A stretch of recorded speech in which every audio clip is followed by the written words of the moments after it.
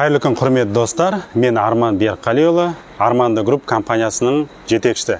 Құрметті достар, өздеріңіз көріп тұрғандағыдай, бұл біздің Алматы қаласындағы қоймамыз.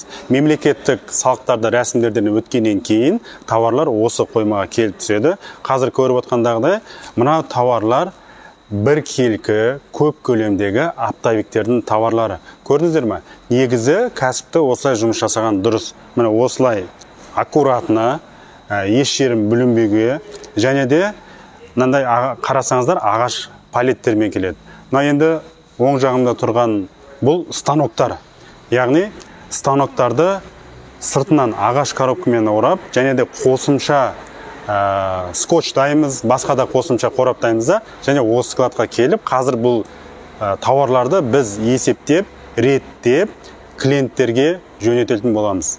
Құрметті достар, Арманды Групп компаниясы өндіріс ашуға, сауда жасауға, және де қызмет түрін көрсетуге көмектесеміз. Яғни тікелей заводтан тиімді бағаға тауарларды іздеп тауып, есептеп, қолыңызға дейін жеткізіп береміз.